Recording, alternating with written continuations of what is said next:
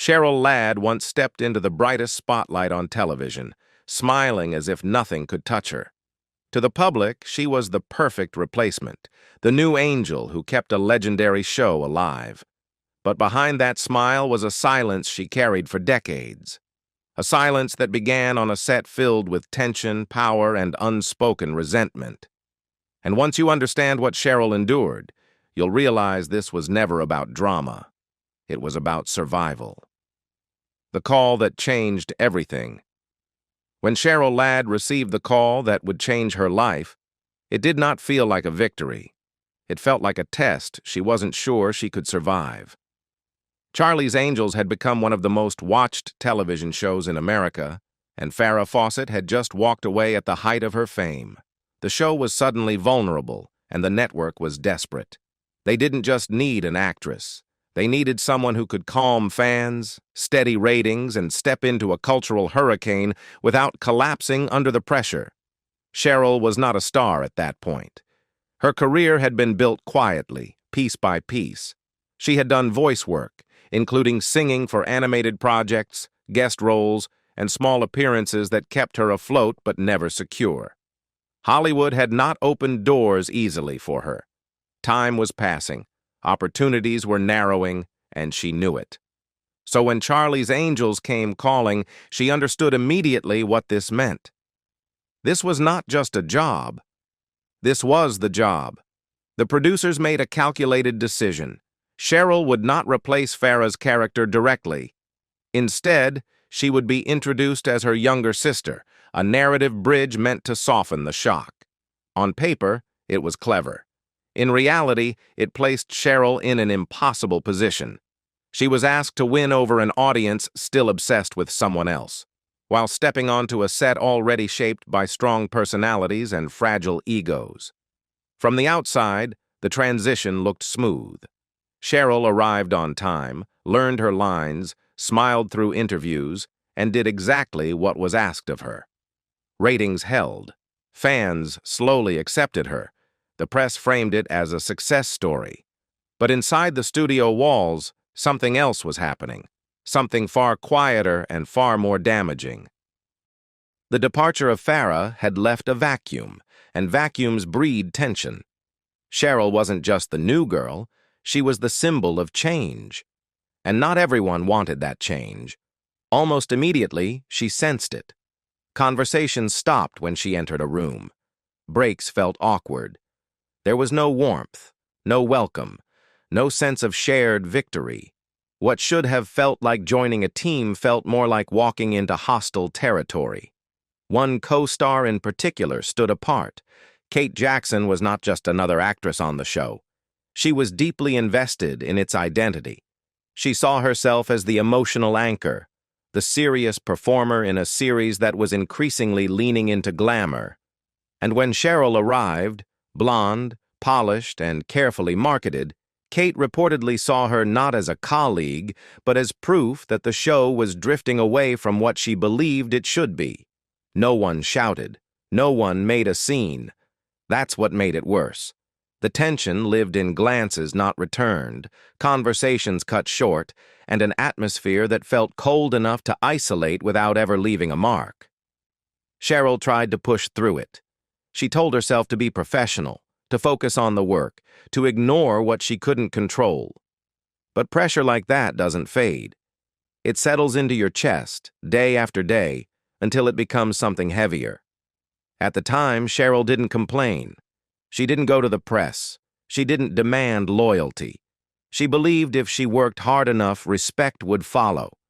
What she didn't realize yet was that this situation was never going to resolve itself quietly, and that the silence surrounding her wasn't temporary.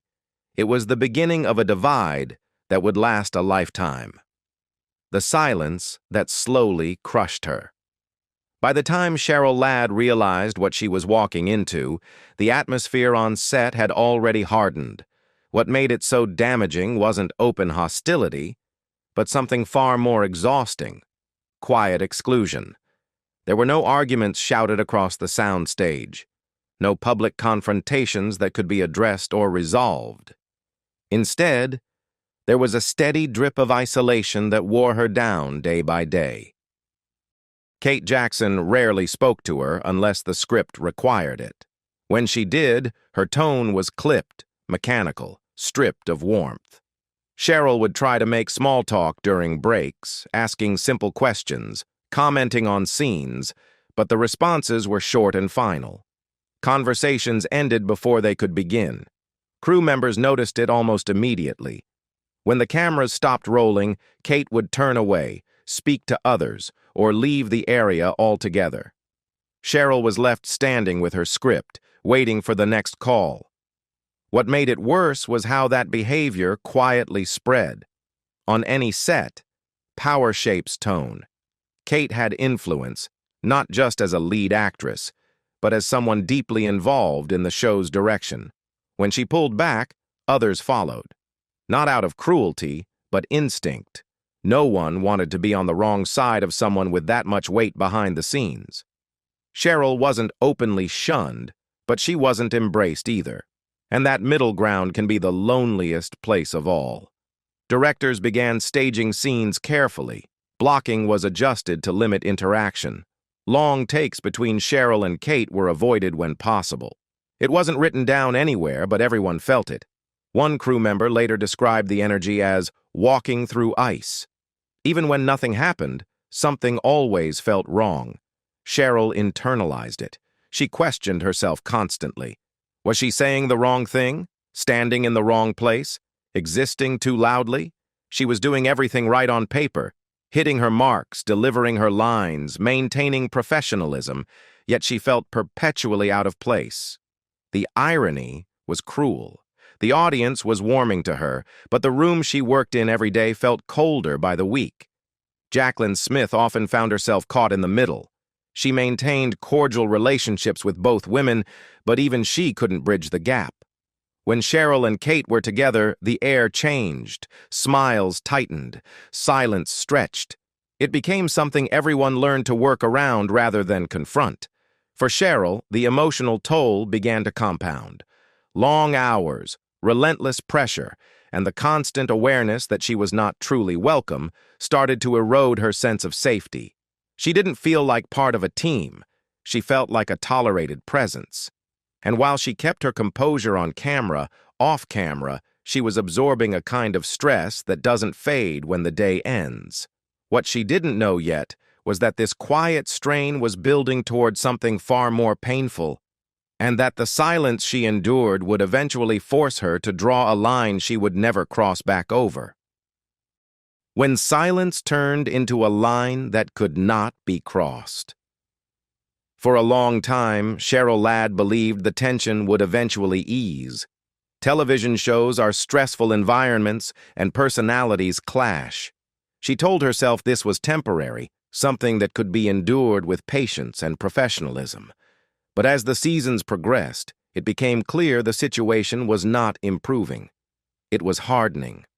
And by the time production reached its later stretch, the quiet strain had turned into something far more personal. Behind the scenes, creative control was becoming a battleground. Kate Jackson had long been vocal about her dissatisfaction with the direction of the show. She wanted stronger scripts, deeper character work, and more dramatic weight. As the series leaned further into glamour and lighter storytelling, her frustration grew. Cheryl's presence, fairly or not, became tied to that shift. To Kate, she symbolized a version of the show she no longer believed in. The breaking point came during a period of script revisions that quietly altered the balance between characters. Cheryl had been given more emotional material, more dialogue, and a slightly expanded focus within an episode. For her, it was validation, proof that her work was being noticed. For Kate, it reportedly felt like displacement. According to people close to the production, Kate believed her role was being diminished and that decisions were being made without her consent. What followed was not a public argument. There was no explosion on set. Instead, there was a private confrontation away from the cameras, behind a closed door. Voices were raised, but what mattered most wasn't volume. It was finality. Cheryl did not yell. She did not accuse. She simply made herself clear. Whatever trust might have existed was gone. Whatever patience she had left was exhausted. From that moment on, the relationship shifted completely. Any remaining attempts at cordial interaction stopped. Communication became strictly functional and only when required for filming. No greetings, no acknowledgments, no effort to repair what had been damaged. The set adjusted accordingly. Everyone knew where the line was, and no one tried to cross it. Not long after, Kate Jackson made the decision to leave the show. Publicly, it was framed as a creative choice, a desire for new challenges. Privately, those who witnessed the fractured dynamic understood that the environment had become unbearable. The tension, the disappointment, the sense of losing control, all of it had reached a point of no return. For Cheryl, Kate's departure did not bring relief. It brought confirmation. Confirmation that what she had felt all along was real, that the silence had never been accidental, and that sometimes walking away emotionally is the only way to protect what remains of yourself. The cost of staying quiet. After Kate Jackson left the show, many assumed the tension had ended. From the outside, it looked like the storm had passed. Charlie's Angels continued. Cheryl Ladd stayed. The production moved forward, and the public narrative quietly shifted away from conflict. But for Cheryl, the damage had already been done, and it didn't disappear just because one person was gone. What few people understood at the time was how close Cheryl had come to breaking.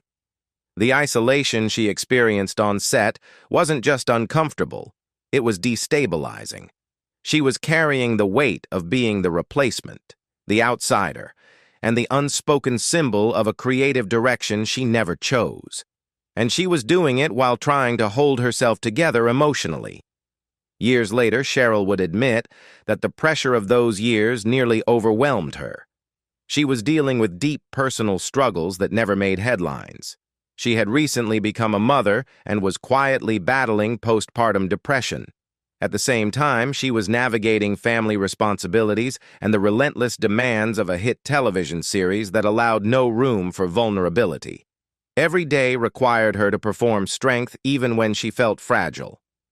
The hostility she faced on set didn't exist in a vacuum. It layered itself onto an already strained emotional state. Cheryl wasn't just trying to be professional, she was trying to survive. That context reframes everything. The silence she chose wasn't avoidance, it was self-preservation. She didn't retaliate, she didn't leak stories, she didn't paint herself as a victim. Instead, she did the one thing she felt she could control. She created boundaries. She focused on her work, raised her family, and refused to engage with anything that threatened her mental health. Over time, that decision hardened into a rule she never broke. When reunion opportunities surfaced years later, Cheryl declined any that involved revisiting unresolved pain. It wasn't about punishing anyone. It was about protecting herself from reopening wounds that had never healed. To some, that seemed cold. To Cheryl, it felt necessary. The irony is that her silence was often misinterpreted as indifference. In reality, it came from someone who had already given everything she had. She stayed on the show longer than anyone expected. She carried the franchise forward. But emotionally, she had already drawn her line. What remained was a quiet resolve, the kind that doesn't seek validation or applause. Cheryl Ladd chose not to rewrite the past. She chose to live beyond it. And in doing so, she accepted that some relationships are not meant to be repaired, only survived. Decades of distance and the truth that finally surfaced. As the years passed, the silence between Cheryl Ladd and Kate Jackson did not soften. It hardened. While other Hollywood feuds faded with time, this one remained untouched, sealed off by choice. Fans noticed it long before either woman acknowledged it. Reunion specials came and went. Tributes were organized. Interviews revisited the legacy of the show. And again, one absence stood out. Cheryl avoided events where Kate would be present. When asked about former castmates, she spoke warmly of Jacqueline Smith, recalling shared memories and mutual respect. But when Kate's name came up, her answers became brief and careful. She never attacked. She never embellished. She simply made it clear that there was no relationship left to revisit. One-word answers replaced explanations, and that restraint spoke volumes. In the early 2000s, Cheryl made a quiet attempt to reach out. It wasn't public, and it wasn't dramatic. It was simply an effort to see if time had changed anything. According to people close to the situation, she never received a response. That silence became its own answer. After that, Cheryl stopped trying altogether. For years, tabloids framed the situation as ego or bitterness. But that narrative never quite fit. Cheryl's life after the show told a different story. She continued working steadily, expanded into television movies, music, and writing, and built a stable family life. She didn't cling to the past or define herself by old conflicts. She moved forward quietly. The real shift came decades later, when Cheryl finally spoke openly about the emotional context surrounding those years. In a podcast interview, she revealed something she had never shared publicly before. At the time of the tension, she was struggling deeply with her mental health. Postpartum depression had left her vulnerable. Family pressures added to the strain, and the hostility on set became something she simply could not carry anymore. For the first time, the silence made sense. It wasn't punishment. It wasn't pride. It was protection. Cheryl explained that she chose peace over proximity, distance over damage. Walking away wasn't dramatic. It was necessary. Kate, for her part, remained largely silent. Friends suggested she never forgave the network for what the show became, and that disappointment shaped her distance from that chapter of her life. There were no apologies exchanged, no reconciliation staged for cameras, and maybe that was the point. What remained was not a feud, but a boundary that never moved. And sometimes, that is the most honest ending a story can have. So now, the silence finally makes sense. It wasn't about ego, jealousy, or Hollywood drama. It was about protecting mental health and drawing a line that couldn't be crossed. Cheryl Ladd chose distance over damage, even if it meant carrying unanswered questions for decades. What do you think? Was walking away the only way she could survive, or should old wounds always be confronted? Share your thoughts in the comments, and if you want more untold Hollywood stories like this one, don't forget to like, subscribe, and stay with us, because the next story goes even deeper.